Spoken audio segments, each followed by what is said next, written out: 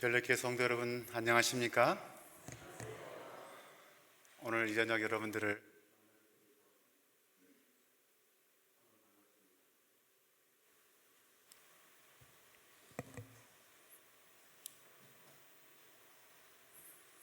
예, 3일 동안, 오늘부터 안식일 오전까지 3일 동안 여러분과 함께 이 교회에서 말씀을 나누게 된 것에 대해서 큰 기쁨과 그리고 감사함으로 생각하고 있습니다. 입술이 둔하고 부족한 사람이지만 하나님께서 말씀을 전하는 소자의 입술을 인도하시고 주장하셔서 말씀을 듣는 우리 모든 성도들과 또 이번 전도에 참여하신 여러 이웃들의 마음 가운데 진리에 대한 큰 확신과 또 감동이 넘치는 그러한 시간들이 되기를 간절히 바랍니다.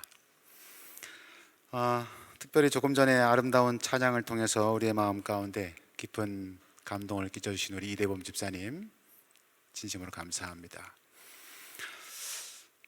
오늘부터 3일 동안 비록 짧은 시간이지만 여러분과 함께 너희 인생이 무엇이냐라고 하는 이 총 주제 속에서 말씀을 좀 나누기를 원합니다. 야고보서 4장 14절에 있는 그러한 성경 말씀에서 이 주제를 좀 가져왔습니다.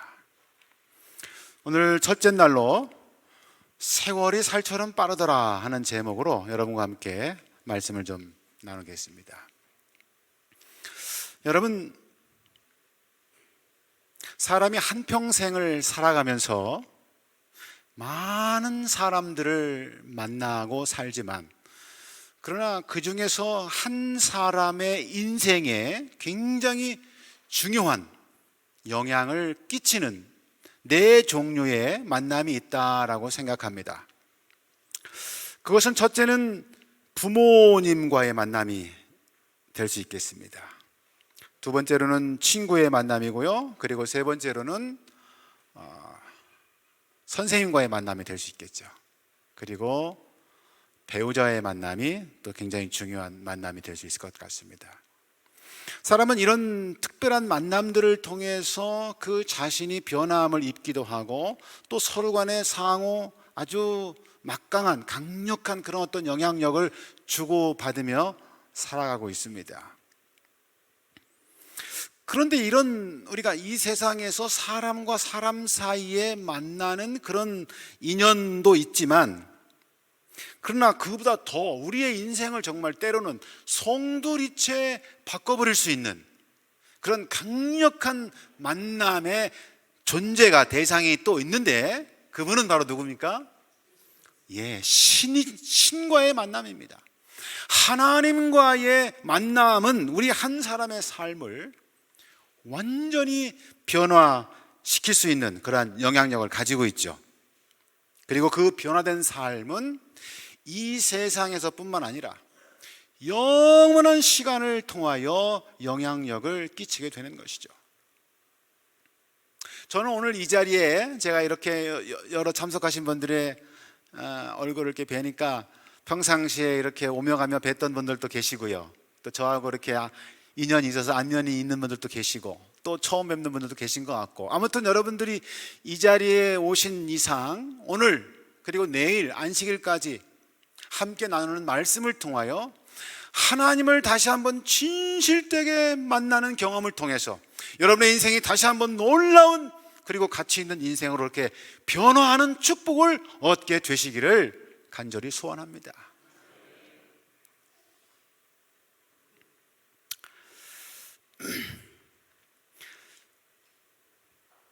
제가 꽤 오래전에 한 교회에서 이렇게 이제 어느 날 안식일 예배를 마치고 점심을 먹은 다음에 본당에서 이렇게 좀 앉아서 쉬고 있는데 우리 교회 한 성도님이 저한테 와서 그렇게 이야기합니다. 목사님, 세월이 너무 빨라요.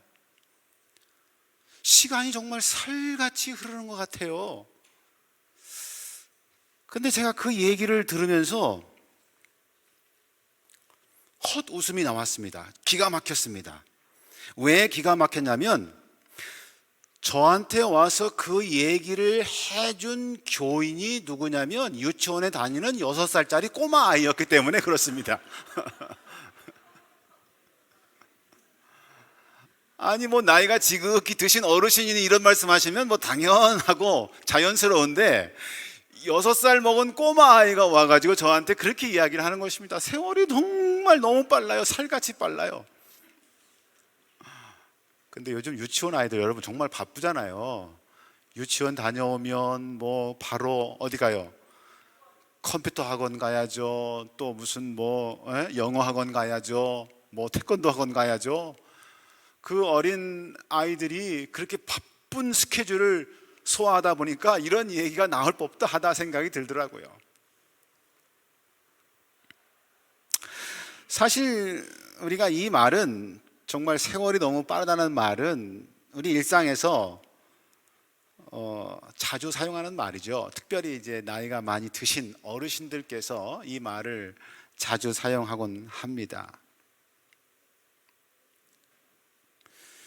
제가 지금은 돌아가셨지만 저희 친할아버님과 제가 60년 차이가 나는데요.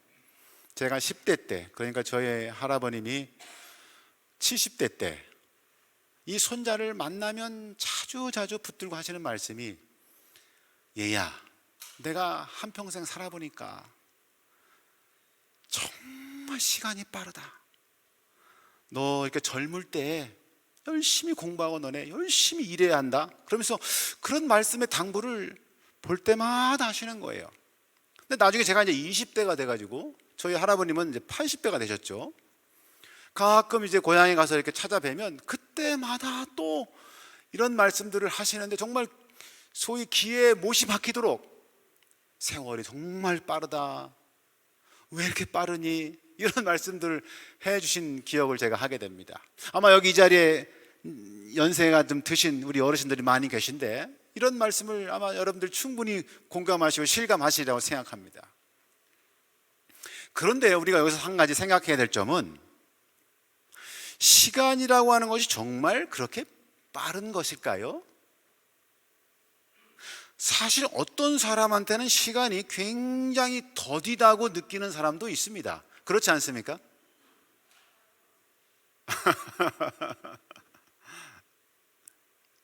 그런데 우리가 시간이 빠르다고 느끼는 것은 사실은 시간이 빠른 것은 아니에요. 시간은 일정하죠. 시간은 언제나 항상 변함없는 그 속도로 계속해서 일정하게 나아가는 것입니다. 변화가 없습니다. 시간의 속도는. 그러나 우리 사람이 그 시간을 빠르다고 느끼는 것이고 혹은 느리다고 느끼는 것이겠지요.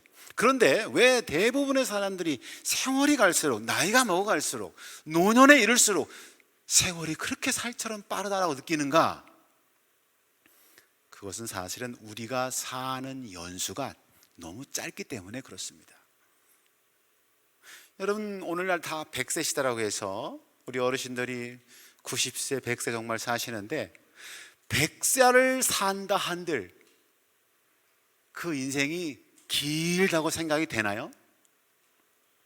우리 여기 앞에 우리 어머님 계신데 연세가 지긋이 들어 보이시는데요. 시간이 지나온 시간을 돌이켜보니까 너무 빨리 흘러왔죠. 예. 우리가 100살이 아니라 150살, 200살을 살아도 아마 틀림없이 마지막에는 늘 시간이 너무 빨라, 세월이 왜 이렇게 빠른 거야? 아마 이런 생각을 갖게 될 겁니다.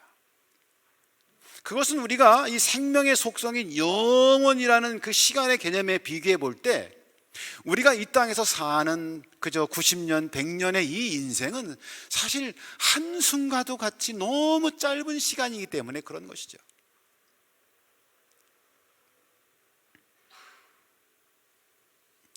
그 성경도 사실은 이 땅에서의 우리의 인생이 굉장히 짧다라고 말합니다. 성경의 여러 곳에서 그런 표현들이 있지 않습니까? 우리가 이제 주제 성경절로 정하고 있는 야고보서 4장 14절이 바로 그 말씀입니다. 한번 이 말씀을 여러분 다 같이 읽어보시겠습니까? 시작.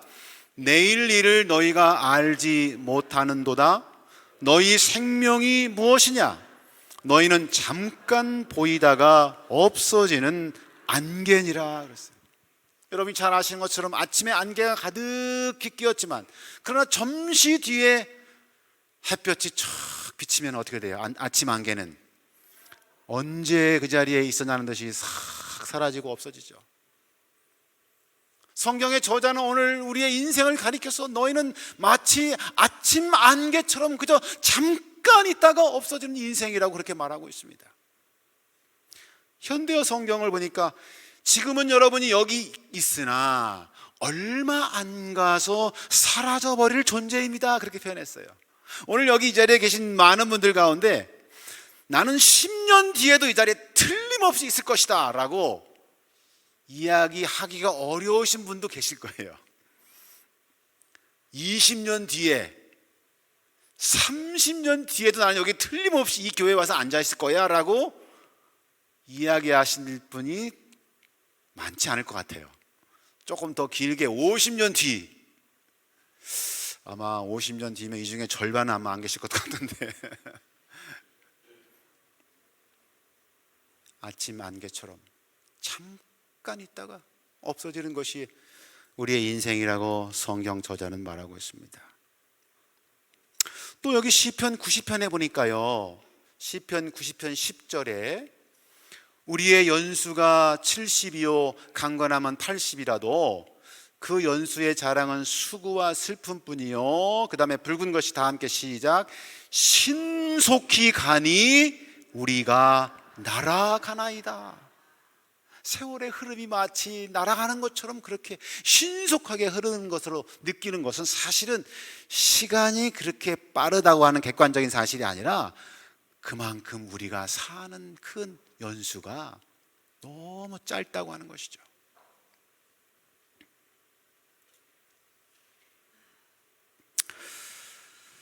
그런데 우리가 이렇게 짧은 인생이라도 뭐 좀 의미 있고, 그렇죠? 좀 본질적으로 가치가 있고 행복이 넘치는 그런 인생을 살다 가면 좋은데, 또 이 짧은 인생에서도 그렇지 못하는 삶을 사는 경우가 참 많잖아요. 그렇죠?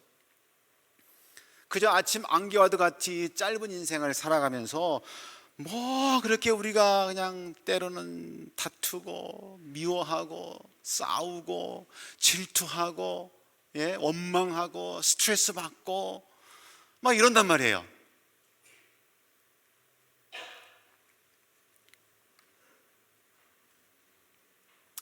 그래서 여러분, 만약에 우리가 믿고 있는 것처럼 이 세상 이후에 그 다음에 내세가 없다면, 하나님께서 우리에게 약속하신 영원한 생명에 대한 이 약속이 우리에게 없다면 사실 우리의 인생은 너무 허무한 것입니다.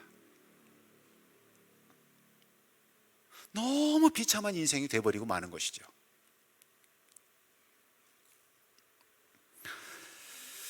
그래서 성경시대에 살았던 여러 위인들도 바로 그런 부분들을 깨닫고 자신의 인생이 얼마나 덧없는 것인지를, 이 땅에서의 삶이 내세를 위한 준비가 되지 않는 삶이라면 그것이 얼마나 무가치한 것인지를 깨닫고 이렇게 표현하는 것입니다. 여기 창세기 47장 8절로 9절에 보면 야곱이 애굽에 내려가서 바로 왕 앞에 섰을 때에 이 바로 왕이 야곱에게 물어보지요. 당신 연세가 얼마요? 나이가 얼마요? 9절에 보면 야곱이 바로에게 고하되 내 나그네 길의 세월이 130년이다.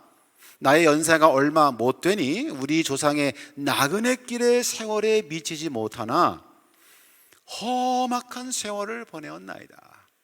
130년의 인생을 살아왔는데 그 인생이 너무 험악하고 힘겨운 삶이었습니다. 그렇게 이야기하는 것이죠.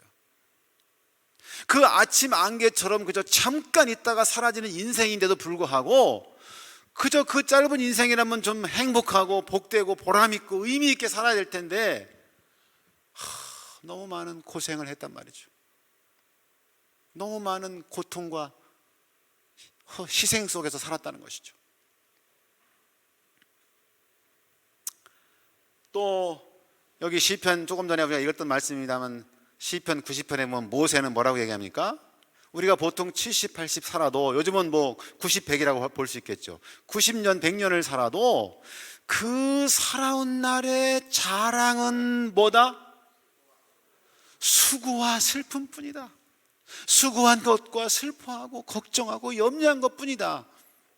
내가 살아온 날을 돌이켜보니까 그저 먹고 살기 위해서 죽도록 고생하고 노력하고, 애 낳아서 애 키우고 교육시키고, 그러기 위해서 또 고생하고, 또 나중에 시집장가 보내니까 또 손주 보라 해서 또 고생하고, 뭐 우리가 보니까 평생 그냥 걱정하고 고생만 하다가 흰 머리 다 돼버렸어요. 우리 인생이 다 갔어요. 그게 우리 이 땅에서의 인생이라고 성경 기자들은 이미 수천 년 전에 우리에게 이야기하고 있습니다. 전도서를 기록한 솔로몬은 또 이렇게 얘기합니다. 일평생에 근심하며 수고하는 것이 슬픔뿐이라 그의 마음이 밤에도 쉬지 못하나니 이것도 헛되도다. 예? 여러분, 낮에는 뭐 그렇게 좀 고생하고 힘들게 일을 하더라도 밤에 좀 잠이라도 잘 자면 좋겠는데, 요즘 잠 못 자는 현대인들이 얼마나 많습니까? 저희 집에도 잠 못 자는 분이 한 분 있어요. 누구라고 얘기는 못 하겠고. 저는 이제 천성이 잠을 잘 자는 사람이라 어디든지 등만 붙이면 잘 자는 사람이라서 참 다행입니다. 근데 저희 집사람은 좀 예민한 그런 성격이라 그런지 장소가 바뀌면 잠을 잘 못 자요. 또 뭐 이렇게 평상시에 이렇게 좀 뭔가 걱정거리가 하나 생기면 또 잠을 못 자요. 그러다 보니까 뭐 밤새 뒤척이고, 그러니까 이 건강이 굉장히 좀 손해를 많이 보는 상황입니다. 근데 사실 그것은 우리 집사람만 그런 게 아니라 제가 이렇게 둘러보면, 얘기해보면 요즘 사람들 잠 못 자는 분들이 그렇게 많더라고요. 여러분들은 어떠십니까? 밤에 잠 잘 주무십니까?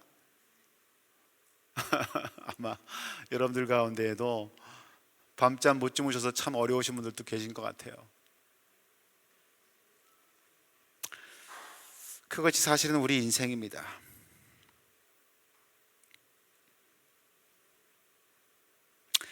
그런데 왜 우리가 이렇게 짧은 인생, 그저 70년, 80년, 길으면 그저 90년, 100년을 살다 가는 이 인생인데도 불구하고 그렇게 평생 고생하고 근심하고 걱정하면서 살아갈까요?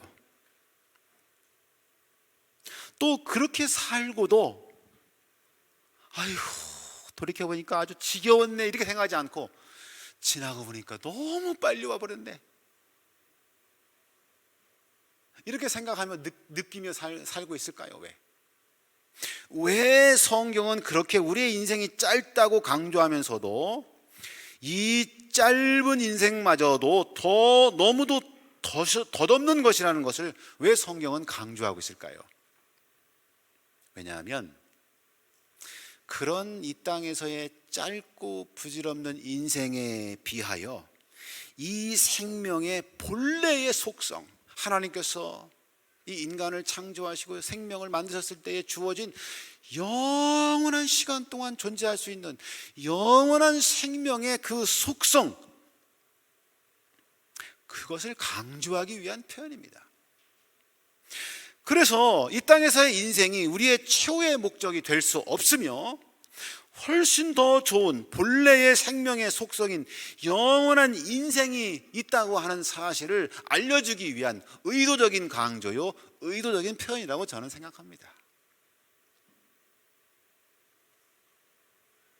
근데 사실 우리에게 영원한 영생의 선물이 주어졌다라고 생각할 때 이 영원이라는 시간에 대한 개념이 이게 참 실감 있게 와닿지 않습니다. 그렇죠, 여러분들? 제가 이 영원이라고 하는 이 시간에 대해서 좀 실감 있게 우리가 좀 느낄 수 있도록 이 용어를 좀 하나 설명하겠습니다. 여러분, 억겁, 영겁이라고 하는 불교 용어가 있습니다. 뭐 여러분들이 아시는 분들은 잘 아실 거예요. 불교에서 이야기하는 이 억겁 혹은 영겁은 뭐 거의 같은 의미입니다. 여기서 이 겁이라고 하는 말은 불교에서 그 세상이 한 번 생겨났다가 소멸하는 시간을 말해요. 그것을 일겁이라고 그래요. 일겁. 그러니까 여러분, 세상이 한 번 생겨났다가 사라지는 시간이 우리가 뭐 산술적으로 수치적으로 몇 년이다라고 이야기할 수는 없겠지만 그 시간이 틀림없이 길 것입니다. 그렇죠? 수백 년 혹은 수천 년이 될 것입니다. 근데 그게 일겁인데, 억겁은 그런 겁이 억번이나 반복되는 게 억겁이고요, 영겁은 그런 겁이라고 하는 시간이 영원히 지속되는 게 영겁이니까 결국 이 억겁이나 영겁이라는 말의 의미는 뭐예요? 영원이라고 하는 말과 같은 의미라고 보시면 좋을 것 같습니다.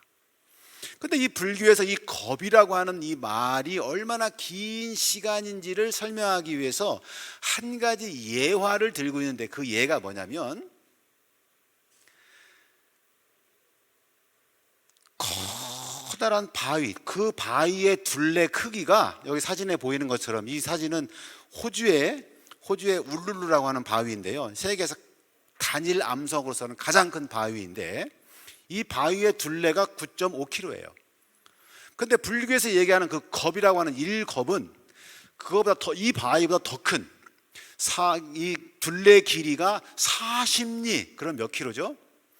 16km나 되는 커다란 바위가 있는데, 그 바위 위로 하늘에서 한인이 3년에 한 번씩 내려와 가지고 잠자리 날개보다 더 얇은 깃털로 이 바위를 한번 싹 스치고 올라가는데, 그렇게 해서 그 깃털로 스쳐서 그 바위가 다 닳아 없어지기까지의 시간이 바로 억겁의 시간이라는 거예요. 그러니까 이게 혹시 산술적으로는 계산이 나올지 모르지만 현실적으로는 뭡니까?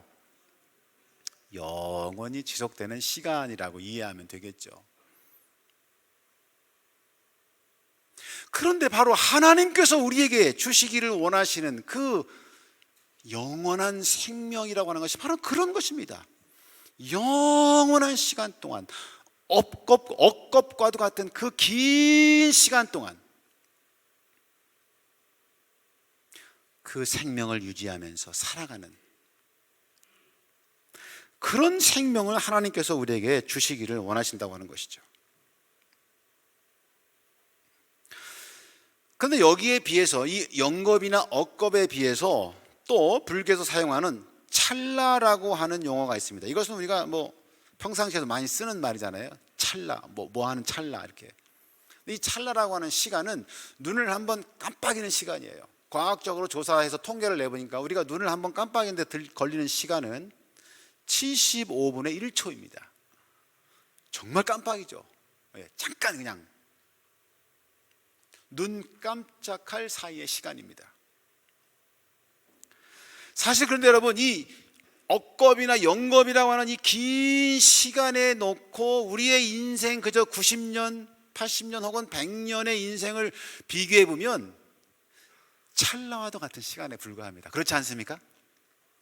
그래서 우리가 사는 이 인생은 사실은 살고 보면 너무 짧다고 느끼는 거예요. 너무 짧은 거예요.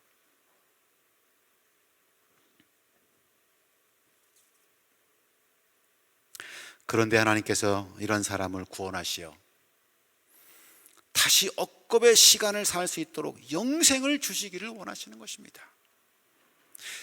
여기에 바로 하나님의 놀라우신 사랑의 의미가 담겨 있고, 그리고 구원의 의미가 담겨 있는 것이죠. 우리가 너무너무 잘 아는 말씀, 요한복음 3장 16절, 하나님이 세상을 이처럼 사랑하사 독생자를 주셨으니 이는 저를 믿는 자마다 멸망치 않고 무엇을 얻게 하시기 위해서? 영원한 생명을 주시기 위해서 하나님께서 하나밖에 없는 그 아들 예수 그리스도를 이 땅에 보내시고 십자가에서 달려 돌아가시기를 허락하시고, 여러분, 우리가 이 말씀이 너무나 여러분들이 잘 아시고 신앙을 수십 년 하신 분들, 수십 년 동안 읽고 듣고 묵상하고 다 암송하시는 말씀이신데, 정말 이 말씀을 그냥 우리가 머리로 이해하지 마시고 가슴으로 절절히 느끼시며 진심으로 우리의 삶을 통하여 이 말씀을 이해하시고 적용하시게 되기를 간절히 바랍니다. 그러면 정말 이 마음 속에서 그냥 그 울컥울컥 나오는 하나님의 그 사랑의 의미를 우리가 느낄 수 있어요.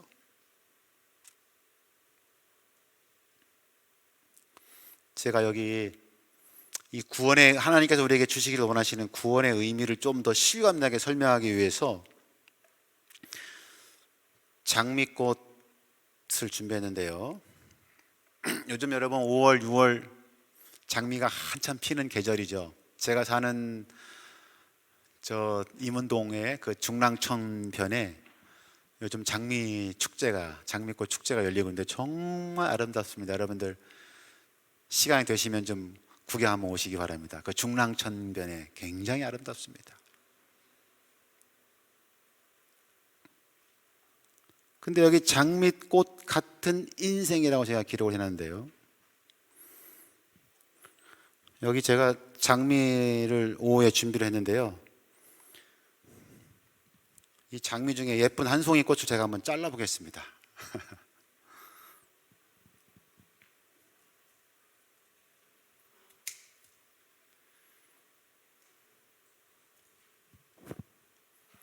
자, 이 자른 장미를요, 여기 화병에 이렇게 좀 꽂으면 예쁘죠? 안 예쁩니까? 자, 여러분, 이 방금 이 이제 장미 나무에서 잘란 장미 가지인데,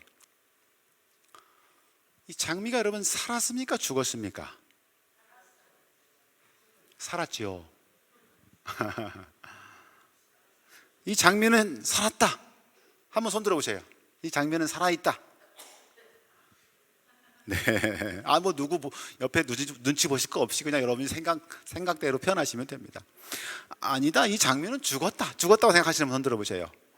죽었다고 생각하시는 분이 굉장히 많으시네요. 네. 살았다고 생각하셔도 맞고, 죽었다고 생각하셔도 당연히 맞습니다. 왜냐하면 이 장미꽃은 방금 잘랐기 때문에 아직 죽지는 않은 것 같아요. 그렇죠? 아직 생명이 있는데, 그러나 이 장미는 틀림없이 앞으로 하루 이틀 새 여기다 물을 넣어놓고 잘 관리를 하면 아마 한 3, 4일 이상은 살 수 있을지 모르겠지만, 그렇죠? 그러나 틀림없이 뭐 할 겁니까? 죽을 겁니다. 그렇기 때문에 이 장미는 산 것 같으나 살았으나 사실은 죽은 것이라고 봐도 무방하죠. 그러나 이 장미가 다시 살 수 있는 방법은 뭘까요? 장미가 다시 살 수 있는 방법이 있나요?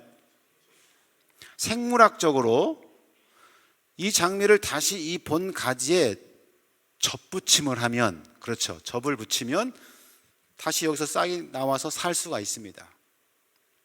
이 접붙임에 대해서 오늘 제가 좀 설명을 드리려고 하는데요. 그런데 일단 좀 더 설명을 드리면, 자, 여러분, 이 장미를 그래서 우리가 이 화병에다가 물도 부어주고 또 이 화병에다가 아름답게 금장식도 하고 또 시들지 않도록 잘 은박지로 감싸주고 그렇게 한들 아마 일주일을 넘기지 못할 겁니다. 틀림없이 죽을 겁니다.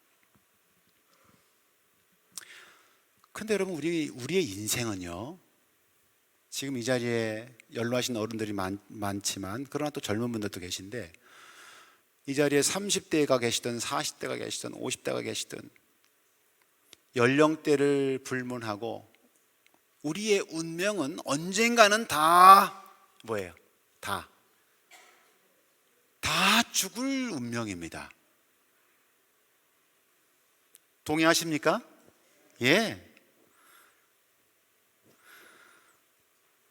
우리가 100년을 살고 죽는다 한들 지금부터 아무튼 우리는 죽을 운명을 가진 사람들입니다. 죽을 운명을 가진 존재입니다.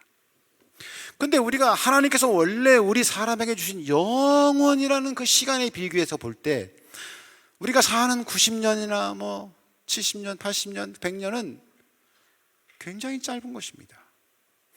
이 잘려진 장미꽃이 지금은 살아있는 것처럼 보이나, 정확히 얘기하면 지금은 살아있으나 일주일 뒤에 분명히 죽을 것이나, 지금은 살아있으나 지금은 이렇게 제가 살아있잖아요. 살아있으나 앞으로 30년 뒤에 혹은 40년 뒤에 틀림없이 죽을 내 운명이나 무슨 차이가 있습니까, 여러분? 이 잘려진 장미꽃과도 같은 인생이 사실은 우리 인생입니다. 이런 말씀을 드리면 참 이 주제 자체가 굉장히 암울하고 굉장히 염세주의적인 그러한 냄새를 풍기는 것 같아서 참 죄송합니다만은, 그러나 사실이니까요. 네. 이제 막 태어난 아기도 틀림없이 이 아기는 앞으로 90년 뒤가 될지 100년 뒤가 될지는 모르지만 틀림없이 나중에 죽을 운명을 가지고 태어나는 것입니다. 그렇지 않습니까? 그래서 여러분, 100년을 살고 죽으나 50년을 살고 죽으나 지금 살아있지만 우리는 다 틀림없이 죽을 운명들이에요. 본 가지에서 잘려진 이 장미꽃이나 우리나 사실은 운명적으로 같은 사람들입니다. 같은 인생들입니다. 같은 운명을 가지고 있는 것입니다.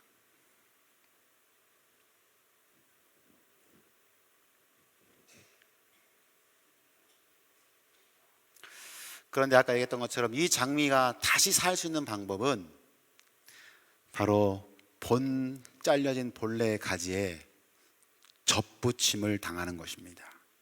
그러면 다시 살아서 다시 잎을 내고 다시 꽃을 피울 수 있고, 그 다음에 이 가지에 본 나무에 붙어 있는 한은 계속해서 이 가지는 살 수가 있는 거죠.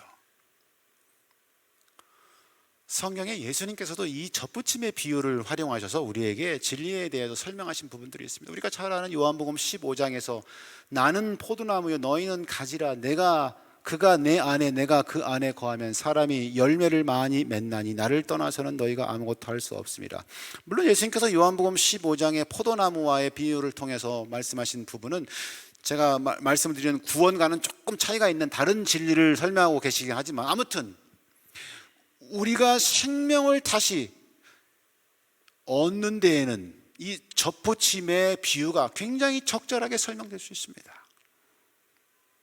원래 에덴에서 하나님께서 우리 인류를 창조하시고 우리 인류에게 주신 생명은 어떤 생명이었습니까? 영원히 존재하는 영생의 삶이었습니다.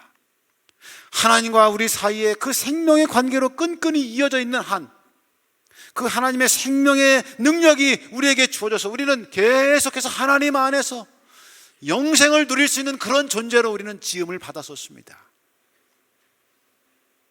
그러나 불순종의 죄로 말미암아 그 우리의 생명이신 하나님과 마치 이 장미가 끊어져 버린 것처럼 끊어져 버린 우리의 인생은 이제 그래서 이렇게 80, 90 살다가 죽을 수밖에 없는 운명이 되어버린 것이죠. 살아있는 듯 보이나 사실은 죽은 인생입니다. 죽은 목숨입니다.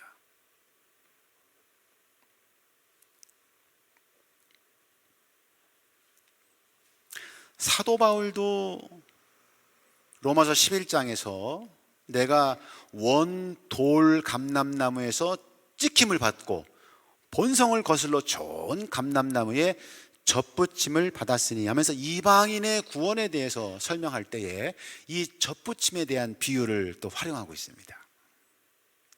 사도 바울의 관점은 조금 또 차이가 있습니다만, 아무튼 원래는 돌 감람나무 그 본질이 좋지 않았으나 그러나 그 가지가 참 감람나무에 접붙여졌을 때에 그 참 감람나무로부터 수분과 영양분을 공급받음으로 말미암아 잘 산다고 하는 이방인을 구원하시는 하나님의 은혜에 대해서 이 접붙임의 비유를 통해서 설명하고 있습니다. 근데 여러분, 우리가 이 믿음으로 말미암는 의, 하나님께서 우리에게 주시는 이 구원, 하나님과 우리 사이의 관계가 끊어짐으로 말미암아 영원히 살 수 있는 우리의 생명을 잃어버렸을 때 다시 하나님과 우리 사이의 관계가 회복되어서 우리가 하나님에게 연결될 때에, 다시 그분에게 접붙임을 당할 때에 우리에게 영원한 생명이 다시 주어진다는 이 접붙임의 비유가 굉장히 이해하기 쉽게 비유로 활용될 수 있습니다. 여러분이 접붙이는 것을 조금 더 설명을 좀 드리면요, 저희 부모님은 평생 과수를 재배하셨기 때문에 제가 어릴 때부터 이 부모님 일손을 도우면서 이 과수 일을 좀 하다 보니까 접붙이는 일을 저도 많이 해왔어요. 참 신기합니다, 여러분. 봄에 4월 중순부터 5월 초까지가 이제 이 과수 접을 붙이는 가장 좋은 시기예요. 나무에 한참 뿌리에서 수분을 빨아 올려서 이제 줄기로, 가지로, 잎으로 막 보내서 나뭇잎을 막 탁 틔워서 나뭇잎이 1개, 2개 정도 나왔을 때가 이 접붙임을 하는데 제일 좋은 시기입니다. 이 시기에 이 나무를 이제 좋지 않은 나무를 잘라내고 좋은 품종의 그 열매의 가지, 눈을 잘라서 이렇게 잘 붙이면 이제 한 3주, 2주 이렇게 지나면 그 눈에서 싹이 이렇게 올라오면서 점점 자라가지고 좋은 품질의 나무가 돼서 좋은 상품 있는 열매가 맺히게 되는 것이죠.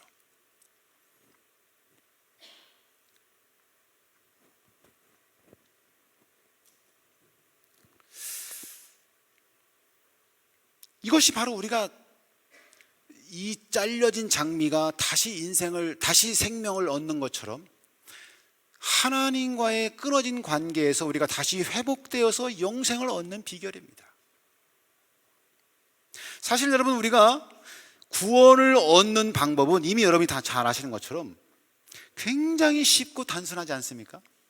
그냥 단순히 우리는 하나님과 연결되기만 하면 되는 것이에요. 여기 구원을 얻는 방법에 대해서 로마서 10장 9절로 10절에 이렇게 표현하고 있습니다. 만일 여러분이 입으로 예수 그리스도께서는 나의 주님이십니다 하고 고백하고, 또 하나님께서 예수 그리스도를 죽은 자 가운데서 다시 살리셨다는 것을 마음속에 굳게 믿으면 구원을 얻기 때문입니다.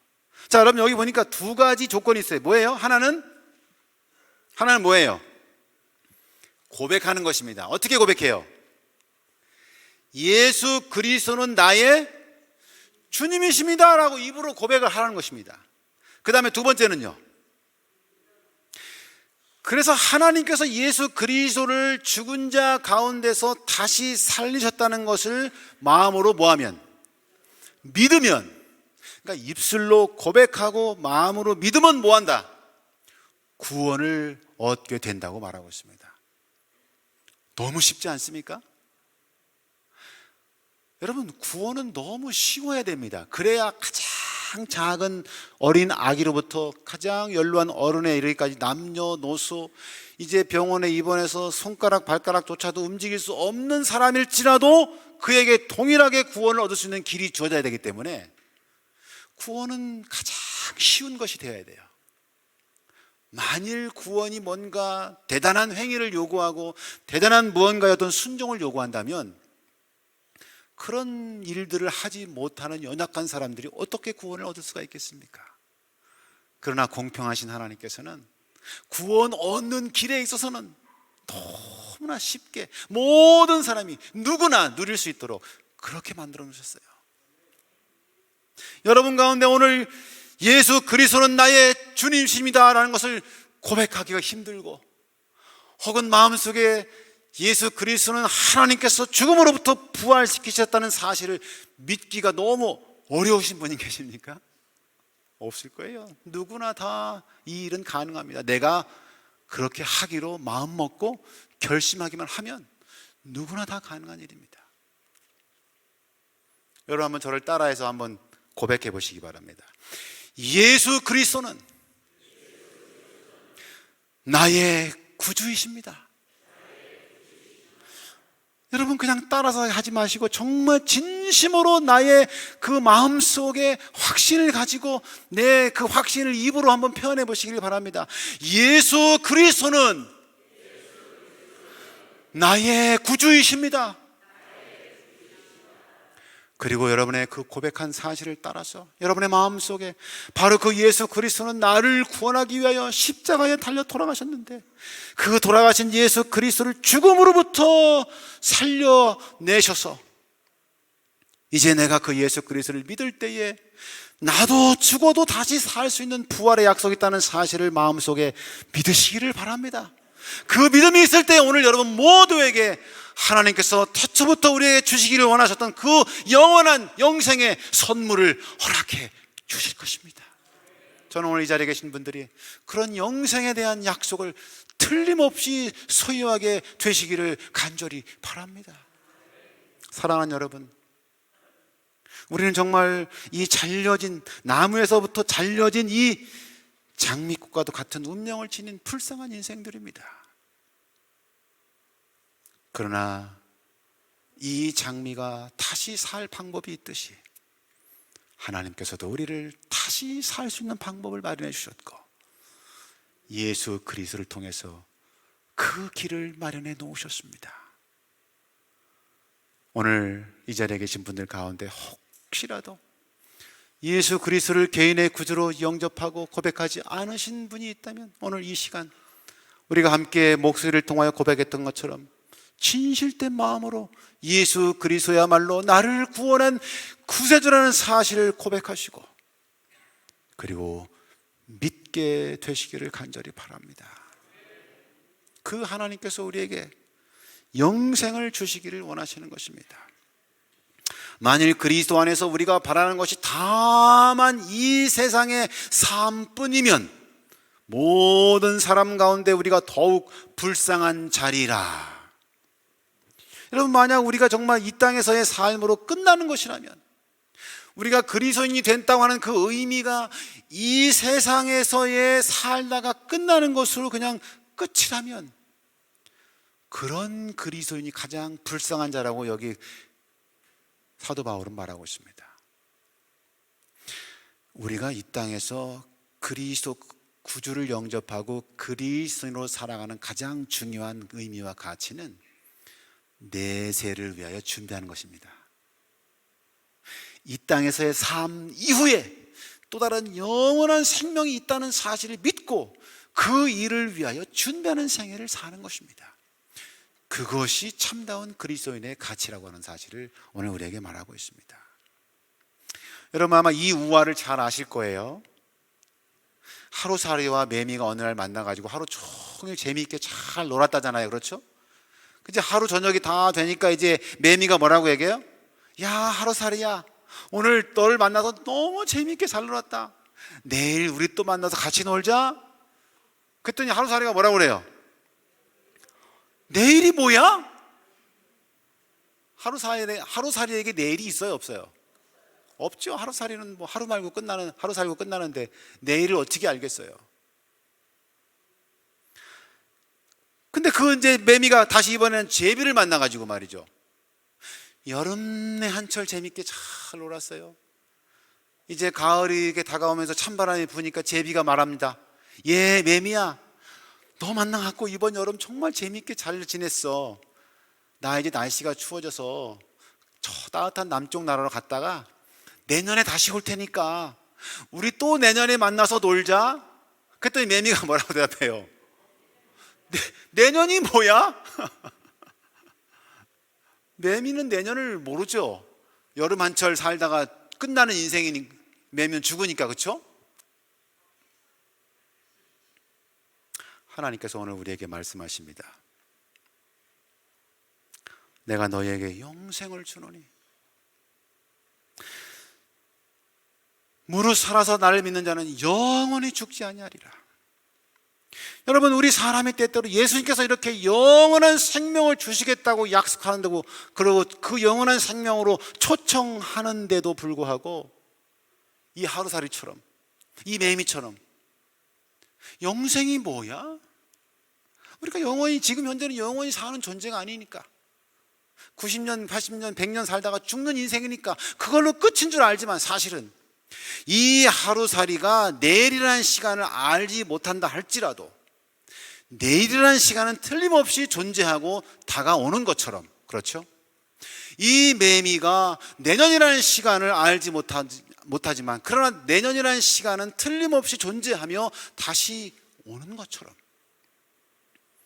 우리가 영원 무궁토록 사는 영생에 대한 선물을 안 믿는다 할지라도 그 내세의 삶에 대하여 우리가 모른다 할지라도 그러나 틀림없이 그 시간과 그 약속은 때가 되면 오고 이루어질 것입니다.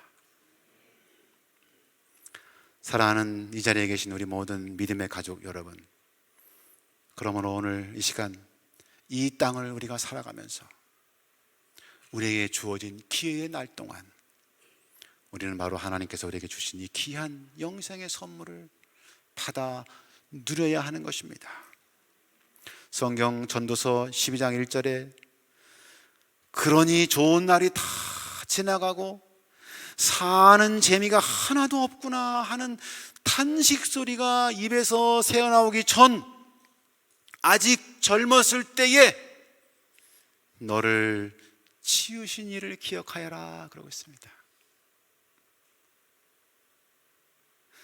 아직 시간이 있을 때에, 아직 기회가 있으니 더 늦기 전에 뭐하라? 예수 그리스도를 통하여 하나님을 만나고 하나님과 연결되어 영원한 생명을 얻기를 바란다 하는 것이 하나님께서 우리를 향하여 원하시는 초청이고 그분의 바람이십니다. 오늘 이 자리에 계신 여러분 모두가 이 구원의 가장 쉬우면서도 단순한 진리를 우리가 마음속 깊이 진심으로 받아들이시고 그리스도 안에서 허락하시는 놀라운 영생의 축복을 다 소유하시는 우리 하나님의 자녀들 되시기를 간절히